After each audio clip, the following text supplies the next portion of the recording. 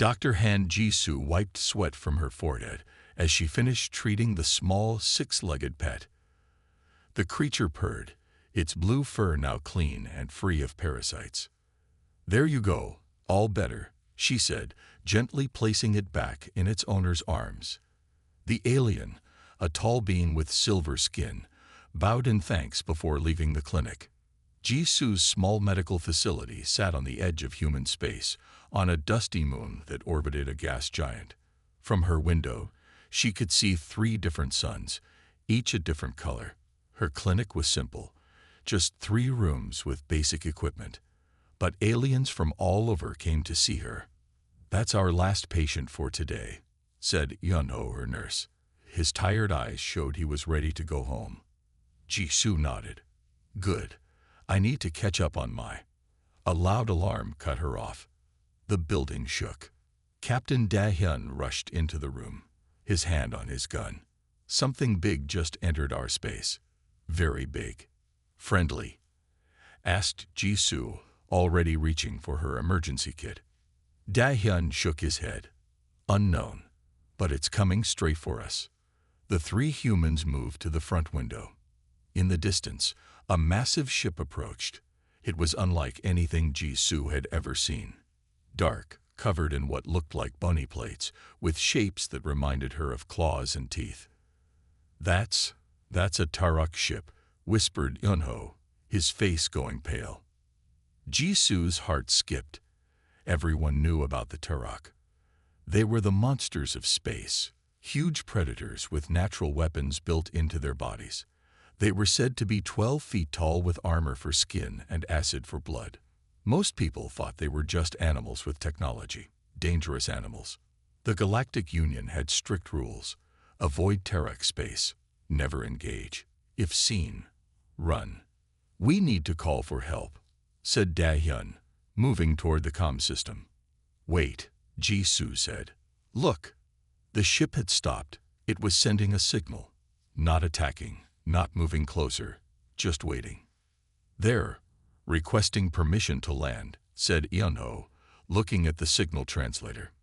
"Deny it," said Da-hyun firmly. "We need to alert the Union fleet." Jisoo looked at the ship again. Something wasn't right. Turok never asked permission. They never came to human space willingly. They were territorial, staying in their own region of the galaxy. "There's more to the message," Yunho said. "They say they need medical help." Jisoo felt a pull in her chest, the same feeling she got whenever a suffering creature was brought to her door. "They're tricking us," warned Da-hyun. "It's a trap." The signal repeated. Now there was a video feed. Jisoo gasped. On the screen was a Turok, massive, with dark plates covering its body and eyes that glowed yellow. But it wasn't attacking or growling. It was holding something small that wasn't moving much. "That's a young one," Jisoo said quietly. "They're bringing me their child." "All the more reason to be careful," Da-hyun said. "They're most dangerous when their young are involved." Jisoo made her decision. "Tell them they can land. 1 ship only. 2 of them can come out, unarmed." "Jisoo, no," Yunho protested. "This breaks every Union rule about Turok contact." She looked at him calmly. "I took an oath to help any living being in need. I won't turn away a sick child, not even a Turok child."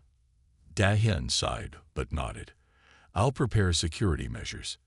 If they make one wrong move—" "They won't," Jisoo said, though she couldn't be sure. "They came here for help. That's what we'll give them."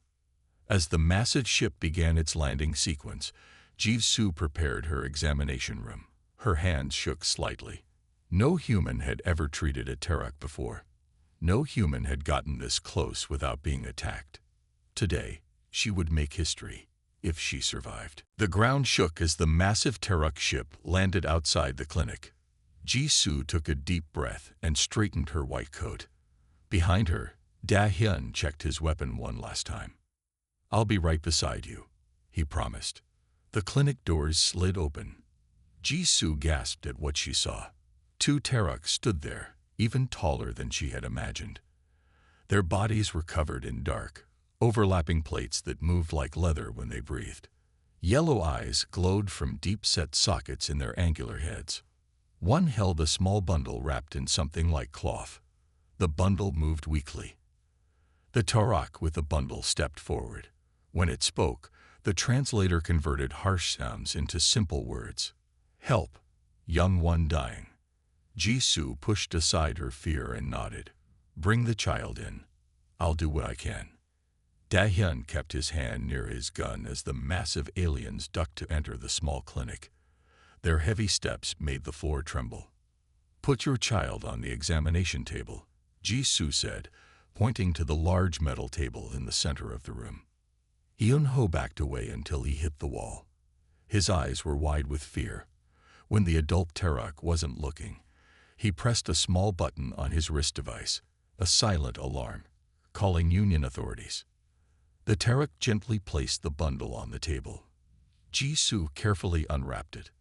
Inside was a small Tarak, only about the size of a human child. Its plates were soft and hadn't hardened yet. Its breathing was shallow, and its yellow eyes were dull. How long has the young one been sick? Jisoo asked, already examining the small creature. 3 cycles, the Tarak replied. Many young ones sick. Many died. Jisoo nodded, focused on her work. She took samples, scanned the small body with her devices, and checked vital signs. Her training kicked in, pushing fear aside. This isn't right, she muttered, looking at her scanner readings. The young one's natural defense systems are breaking down. It's like they're attacking themselves.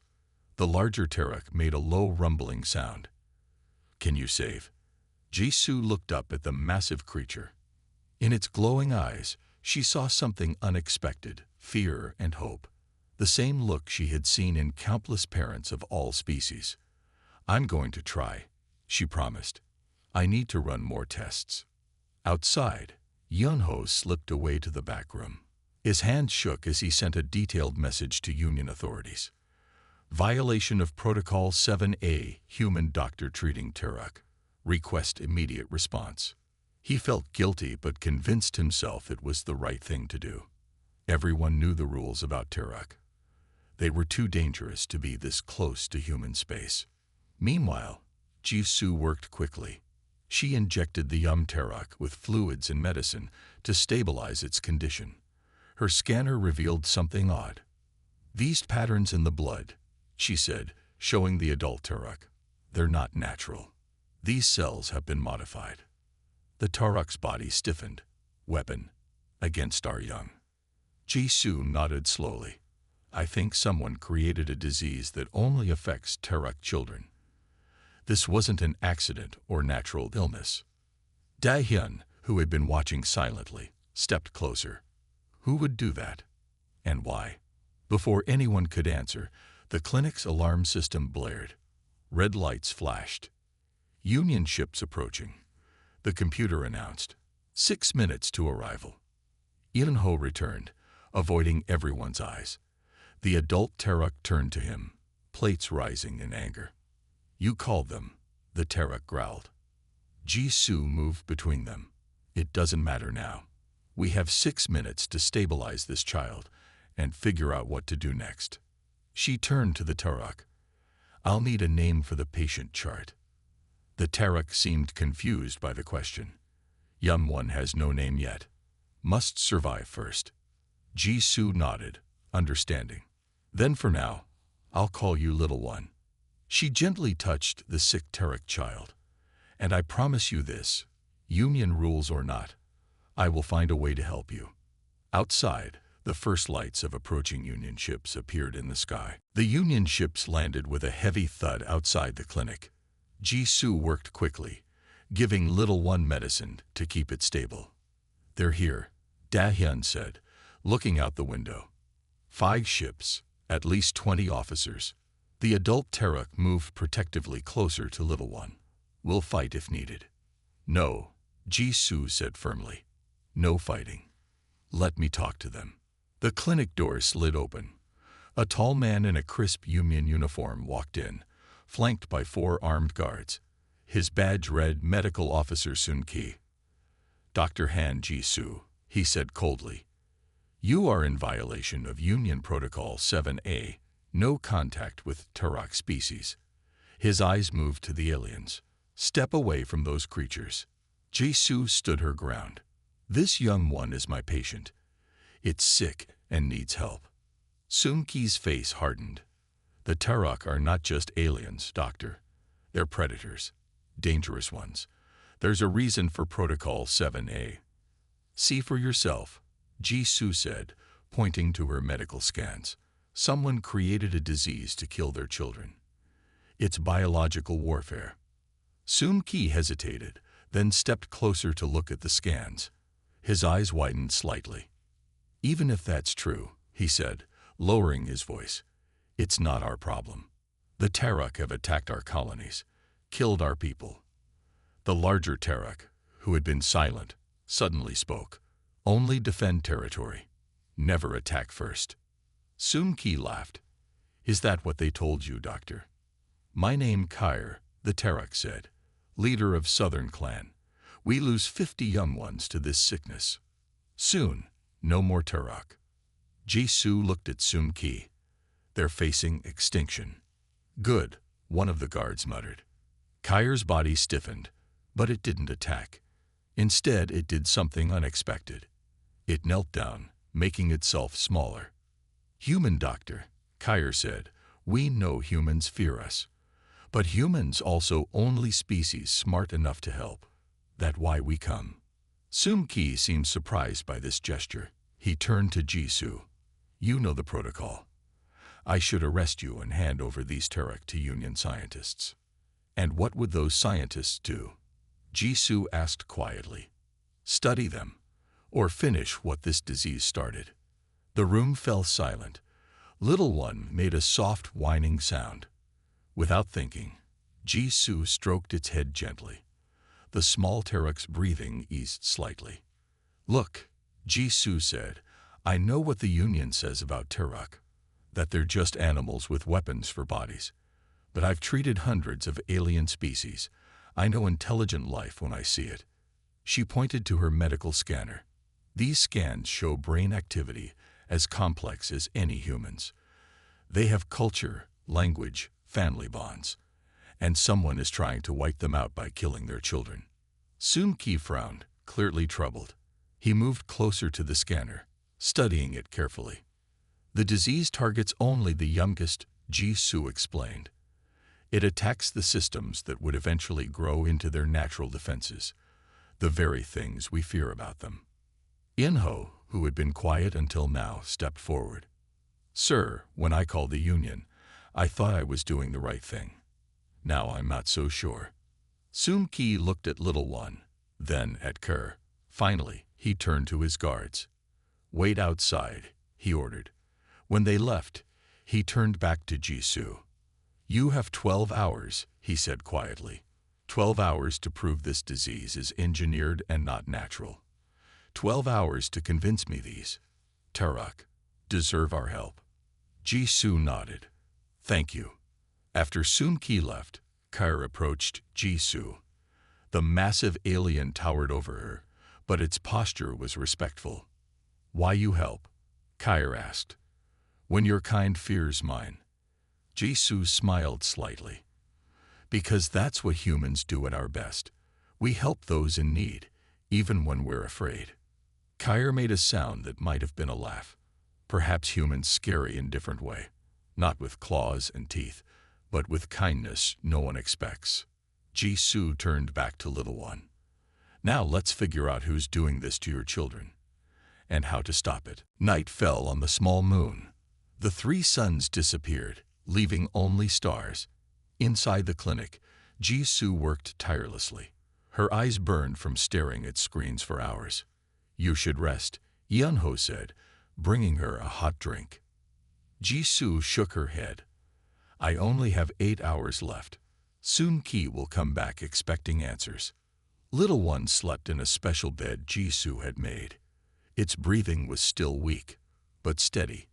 Kair sat nearby, watching over the young Turok. The other adult Teruk had returned to their ship to send messages to their clan. Da-hyun patrolled the clinic, checking windows and doors. Union guards still surrounded the building, watching. "I think I found something," Jisoo said suddenly. She pointed to her screen. "Look at these patterns in the disease. They didn't evolve naturally." Yunho leaned closer. "What does that mean?"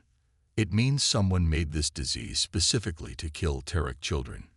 Jisoo turned to Kerr. "Have your people made enemies recently? Besides humans, I mean." Kyr's plates shifted in what Jisoo now recognized as a sign of thinking. "Trade with Vexor stopped when they wanted our hunting grounds. But Vexor not smart enough for this weapon." Jisoo nodded, making notes. The pieces weren't fitting together yet. "I'm going to check on our supplies," Yunho said, heading to the storage room. Da-hyun continued his rounds, passing by darkened windows. On his third check, something caught his eye. A shadow moving where it shouldn't be. Outside, in the darkness between Union guard posts, a figure crept toward the clinic's back door. Da-hyun moved silently, years of military training guiding him. He slipped outside through a side entrance and circled behind the intruder. The stranger wore dark clothes and carried a small case. As they reached the clinic's back door, they pulled out a device to bypass the lock. Da-hyun struck quickly, pinning the intruder against the wall. "Don't move," he growled. The stranger fought back with surprising skill. They rolled and twisted, nearly breaking free. Da-hyun held tight, dragging them both to the ground. Inside, Jisoo heard the commotion. "Stay here with little one," she told Kyr as she ran to investigate. She found Da-hyun holding a young man face down on the ground. The stranger had stopped fighting. "Bring him inside," Jisoo said, quietly. "We don't want to alert the Union guards." Once inside, Da-hyun tied the intruder to a chair. The young man glared at them. "Who are you?" Jisoo demanded. "My name is Do-yoon," he said, "and you're making a big mistake helping these monsters." Jisoo noticed the case he had carried. She opened it carefully and gasped. Inside were vials of liquid and injection tools. "What is this?" she asked, holding up a vial. Do-yoon smiled coldly. "Insurance, to make sure the job gets done." Da-hyun grabbed the man's collar. "What job? Who sent you?" "People who understand the bigger picture," Do-yoon replied. "The Teruk are a threat to all civilized species. Their natural weapons make them too dangerous to exist." Jisoo studied the vials. "This is concentrated form of the disease affecting little one." Kyr entered the room, making Do-yoon's eyes widen with fear. "You," Kyr said, plates rising in anger, "smell like the ones who came to our nursery world, before young ones started dying." Do-yoon struggled against his restraints. "You should be thanking me. Do you know what will happen when these creatures grow up? What they can do with those built-in weapons?" "Who do you work for?" Jisoo asked. Do-yoon laughed. "People much more powerful than you, Doctor." Suddenly, he twisted sharply. A hidden blade cut through his restraints. He lunged for the case, grabbing one of the vials. Da-hyun moved to stop him, but Do-yoon was quick. He threw the vial at the medical equipment. Glass shattered. Liquid splashed across Jisoo's machines. Alarms blared as the equipment began to smoke and spark. "No," Jisoo cried, rushing to save what she could. But it was too late. The vital machinery she needed to treat little one was ruined. Do-yoon smiled. "Even if you catch me, you can't save them now." Da-hyun tackled Do-yoon to the ground. This time, he made sure the intruder couldn't escape. Union guards, hearing the commotion, rushed into the clinic with weapons ready. "What happened here?" Soon-ki demanded, looking at the smoking equipment. Jisoo knelt beside her ruined machines. "This man destroyed our medical equipment. He has more of the disease that's killing the Teruk children." Soon-ki looked at Do-yoon with narrow eyes. "Who are you working for?" Do-yoon just smiled and said nothing. Jisoo checked what remained of her equipment. The damage was bad. The main analyzer and treatment units were beyond repair. She couldn't make the medicine little one needed. What now? Yunho asked quietly. We have no way to help them. Jisoo's mind raced. Little one was stable for now, but would get worse without proper treatment. And Soon-Ki's 12-hour deadline was still ticking away. We need to go to Earth, she said suddenly. Everyone turned to look at her. Earth? Dahyun asked. That's 3 days away, even with the fastest ship. Jisoo nodded. My old teacher, Professor Minji, has a lab there. She has better equipment than I ever had here. If anyone can help us, she can. Soon-Ki shook his head. Absolutely not. Taking a Terok to Earth breaks a dozen more rules than you've already broken. Then arrest me, Jisoo said, standing tall. But first, let me save this child. Kair stepped forward. Its massive form made the Union guards raise their weapons. We have faster ship, Kair said. Can reach Earth in 1 day. We'll take human doctor and little one. The room grew tense. No one had ever suggested taking humans aboard a Terok ship before. That's even worse, Soon-Ki argued. Letting humans board a Terok vessel is strictly forbidden. Jisoo looked at little one, then at the vials from Do-Yoon's case. This is bigger than rules now. Someone is trying to wipe out an entire species. We have proof. She held up one of the undamaged vials. And we need to act fast. Soon-Ki paced the room, clearly troubled. Finally, he stopped. The Union will never officially approve this, he said. Then, more quietly. But I can delay filing my report for 24 hours. What you do in that time is not my concern. Jisoo smiled gratefully. Thank you. Don't thank me yet, Soon-Ki warned. If you're wrong about the Terok, you'll be responsible for whatever happens. Within an hour, Jisoo had packed her remaining medical tools. Dahyun insisted on coming with her to provide security. Yunho would stay behind to watch over the clinic and help Soon-Ki investigate Do-Yoon. Ready?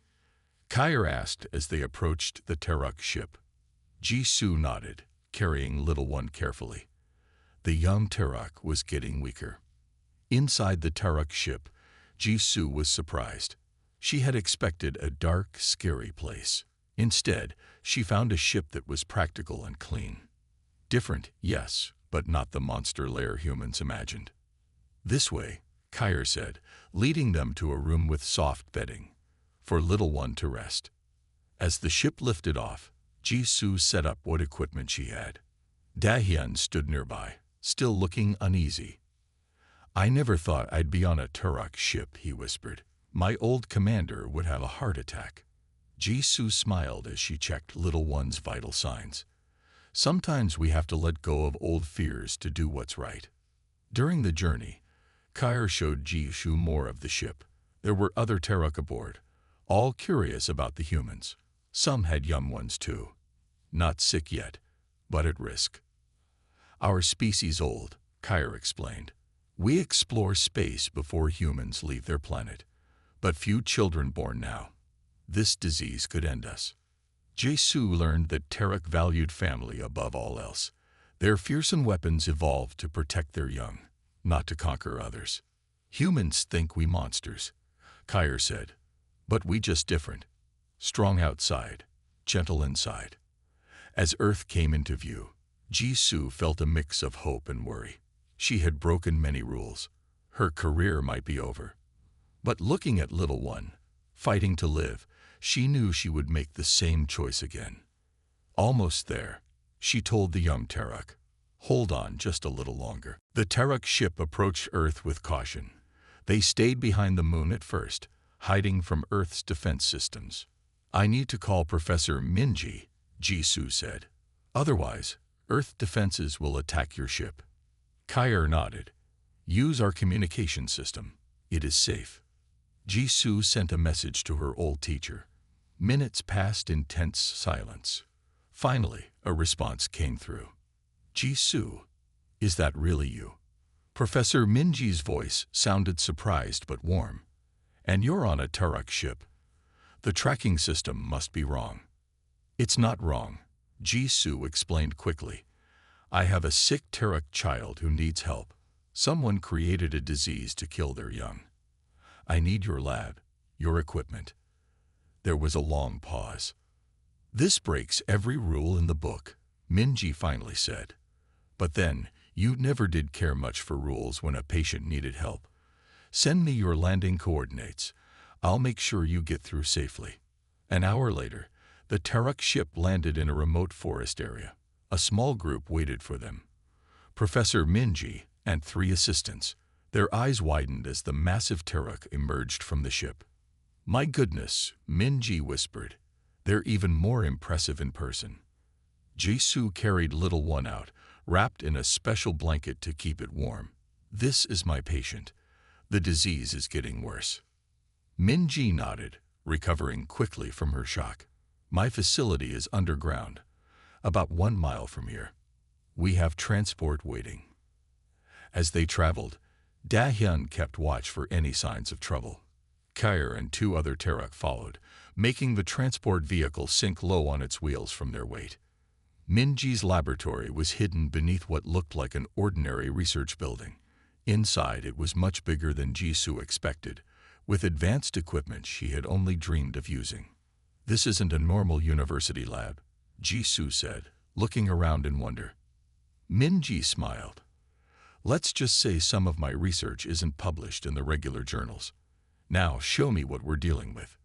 Jisoo quickly set up little one in a medical pod. She showed Minji the sample she had taken and the vial from Do-yoon's case. Fascinating, Minji said, examining the disease under powerful microscopes. This is definitely engineered. Very sophisticated work. Over the next few hours, news spread about the Terok visitors. Some curious humans gathered outside the building. Others called authorities, demanding that dangerous aliens be removed. Inside, Jisoo and Minji worked nonstop, analyzing the disease and testing possible treatments. Little one's condition continued to get worse. I found something strange, Minji said suddenly. Look at this genetic sequence in the disease. Jisoo peered at the screen. What am I looking at? This part here, Minji pointed. It's human DNA. Someone used human genetic material as a template for this bioweapon. Jisoo felt cold. Humans helped make this. Why? Before Minji could answer, a loud alarm sounded. Da-hyun rushed into the lab. We have company, he warned. Government officials. They know about the Terok. A group of stern-faced people in dark suits entered the lab.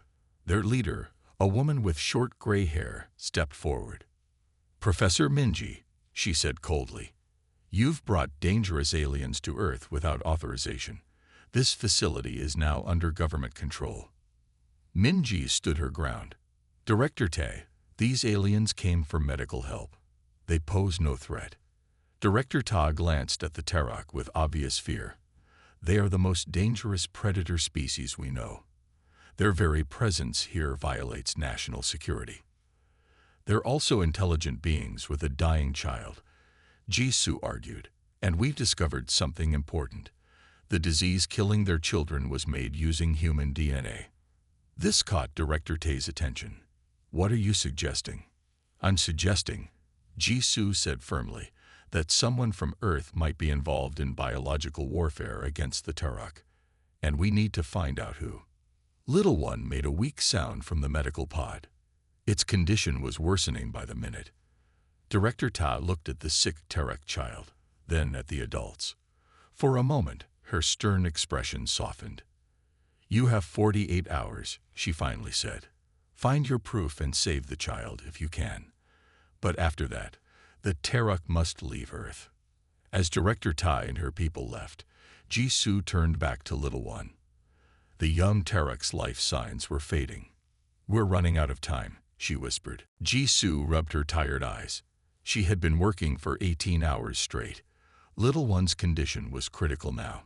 The young Terok's breathing was shallow, and its normally warm skin felt cool to the touch.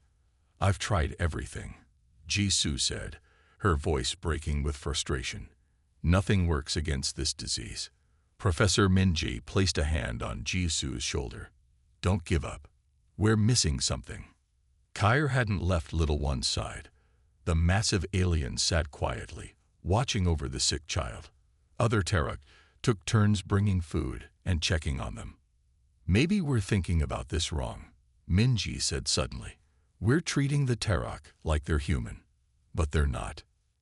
Jisu looked up. What do you mean? Look at their biology again, Minji suggested. What makes Terok different from humans? What makes them special? Jisu thought for a moment. Their natural weapons, the armor plates, the claws, the acid glands. Exactly, Minji said. And that's what the disease attacks, right? The systems that would grow into those weapons. Jisu nodded, not yet seeing where Minji was going with this. So I looked closer at those systems, Minji continued. She pulled up detailed scans on her screen. And I found something interesting. The weapons aren't just body parts. They're partly separate organisms. Jisu leaned forward, suddenly alert. Symbiotes. Yes, the Terok evolved alongside these symbiotic organisms. They lived together, helping each other. This was a new way of looking at Terok biology.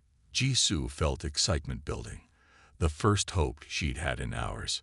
So the disease isn't attacking the Terok directly, Jisu said, understanding dawning. It's attacking the symbiotes. Minji nodded excitedly. And we've been trying to treat the wrong patient. We need to treat the symbiotes, not just the Terok body. Jisu turned to Kerr. Is this true? Are your weapons partly separate creatures that live with you? Kair seemed surprised. Yes. Ancient stories say our ancestors made peace with the small creatures that could make armor and weapons. They joined with us. We provide home. They provide protection. This is not known to outsiders. That's why the disease is so effective, Jisu said. It targets something most people don't even know exists. With this new understanding, Jisu and Minji quickly adjusted their approach. They created a new treatment that would help the symbiotes fight off the disease. It's ready, Jisu said, holding a small vial of clear liquid. But I don't know if it will work, and it might be too late. Kair moved closer. Try. Please. Jisu carefully injected the medicine into little one.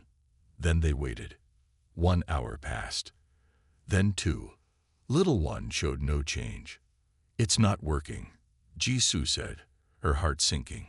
Just as she was about to give up hope, one of Minji's assistants called out. Look at the monitors. Something's happening. Little one's vital signs were changing. At first, Jisu feared the worst. But then she saw it. The readings were getting stronger, not weaker. The symbiotes are responding to the treatment, Minji said, her voice full of wonder. They're fighting back. Over the next hour, little one's condition improved steadily. Color returned to its skin. Its breathing grew stronger. Finally, the young Terok opened its eyes. It made a soft chirping sound that Jisu had never heard before. Kair made the same sound in response, then turned to Jisu with glowing eyes. Little one asks for the one who saved it. Little one wants to see you. Jisu moved to the bedside, tears in her eyes. The young Terok reached out a small clawed hand and gently touched her arm. Hello, little one, Jisu said softly. Welcome back. The door to the lab opened. Soon Ki walked in, looking tired but determined. He had followed them to Earth. I see you succeeded, he said, looking at the recovering Terok child. Jisu nodded. We found the cure. And we know the disease was engineered using human DNA. Someone on Earth helped create it. Soon Ki's face grew serious. Then we need to find them, because this isn't just about saving one child anymore. This is about preventing a war between humans and Terok. Little one chirped again, reaching for Jisu's hand. First, Jisu said, smiling, we need to make enough medicine for all the sick Terok children. Then we can worry about war. For the first time since they met, Soon-Ki smiled. You really are a different kind of human, Dr. Han Jisoo. No, Jisoo replied. I'm just a doctor who keeps her promises. News of the successful treatment spread quickly. Director Tag returned to the lab the next morning, this time with fewer guards and a more open expression. I hear you've saved the Tarak child, she said to Jisoo, and that you have evidence of human involvement in this attack. Jisoo nodded. We do. Professor Minji found human DNA sequences in the disease. Someone used our genetic code to create this weapon. But who? Director Tae asked. And why? Jisoo looked at Soon-Ki. I think we both have the same idea. Soon-Ki stepped forward. Do Yoon, the man who attacked your clinic. He must be working for someone powerful. We questioned him after you left. Soon-Ki continued. He wouldn't talk at first, but then we found something interesting in his belongings. He held up a small metal disc with a symbol on it, a company logo. Minji took the disc, her eyes widening. Stellar Weapons Corporation. They're one of the biggest arms dealers in the galaxy. Why would they want to kill Tarak children? Director Tae asked. Kerr, who had been listening quietly, spoke up. Our territory rich in rare metals, good for making weapons. They tried to make deal with us many years ago. We refused. So they couldn't get what they wanted through trade, Jisoo said. So they decided to get rid of the Tarak entirely. It's more than that, Soon-Ki added. Think about it. Stellar sells weapons to protect against the Tarak. As long as everyone fears the Tarak, they make money. Minji was working at her computer.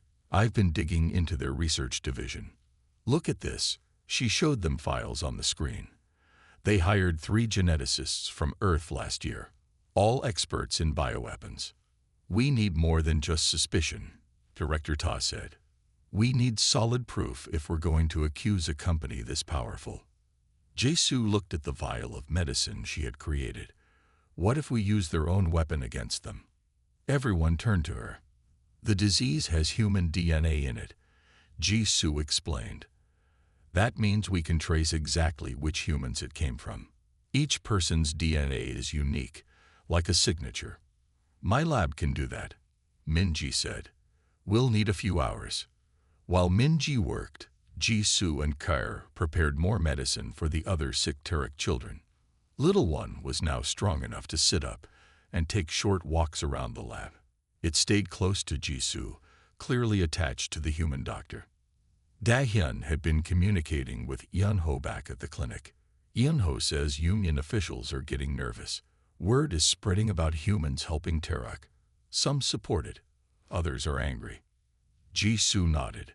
Things are changing. Maybe for the better. 4 hours later, Minji called everyone together. We have a match, she said, pointing to her screen. The human DNA in the disease came from Dr. Tae-sung, head of research at Stellar Weapons. That's our proof, Soon-Ki said. We can take this to the Galactic Union Council. Director Ta looked troubled. Stellar has powerful friends in the council. They might try to block an investigation. Then we don't just go to the council, Jisoo said. We go public. We show everyone what they did. Soon-Ki agreed. The union can't ignore this if everyone knows. Director Ta thought for a moment, then nodded. I'll arrange secure transport to Union headquarters. But this won't be easy or safe. Stellar will try to stop you. As they prepared to leave, Jisoo checked on little one last time. The young Tarak was looking much better. You'll go home soon, she told it, with medicine for all your friends. Little one made a chirping sound and handed Jisoo a small object. It was a tiny piece of its armor plate, shed naturally as it began to heal. Kair explained, Little one gives gift. Armor piece from heart position. Great honor among Tarak. Jisoo carefully took the small plate. Thank you, little one. I'll keep it safe. Soon-Ki, who had been watching, stepped closer. When I first met you, I thought you were just a foolish doctor breaking rules. Now I see you might change the galaxy. Jisoo smiled slightly. I'm still just a doctor. But sometimes, healing one patient can heal much more. Director Ta entered the room. It's time. Our transport is ready. As they prepared to leave, Jisoo knew the real challenge was just beginning. They had the truth, but now they had to make sure everyone heard it. 3 months had passed since the day Jisoo first met the Terok. She stood now in a large meeting hall at Galactic Union headquarters, watching as representatives from over 50 species filled the room. Nervous? Dahyun asked, standing beside her in a formal uniform. Jisoo nodded. A little. I never thought I'd address the entire Union Council. On her other side stood Kyre and Little One, now much stronger and bigger than when Jisoo had first treated it. Several other Terok were present too, the first of their kind ever invited to Union headquarters. Soon-Ki approached them. His uniform had new medals on it. It's time, he said. The head of the council, a tall being with silvery skin, called for silence. Today marks a historic moment, the council head announced. For the first time, representatives of the Terok species join us in peace. Murmurs filled the room. Many species still feared the Terok. We also gather to acknowledge the crimes of Stellar Weapons Corporation, the council head continued.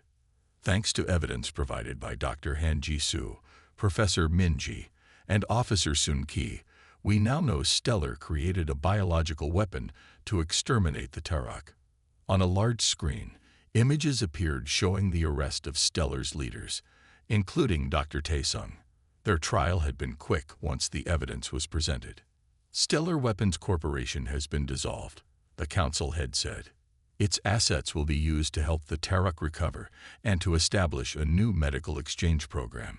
Jisoo was called forward to speak. She took a deep breath and faced the council. 3 months ago, I broke many rules to help a sick child, she began simply. I didn't know then that this child belonged to a species everyone feared. I just knew it needed help. She looked at Little One, who watched her with bright yellow eyes. What I learned is that fear often comes from not understanding. The Terok were not the monsters we thought they were. They were parents desperate to save their children. Many in the audience nodded, especially those species who had strong family bonds. Humans have a saying, Jisoo continued, that you can judge the quality of a society by how it treats its most vulnerable members. By that measure, the Terok showed themselves to be far more advanced than those who tried to destroy them. Kyre stepped forward when it was his turn to speak. The massive alien looked strange at the podium, but its voice was clear and strong.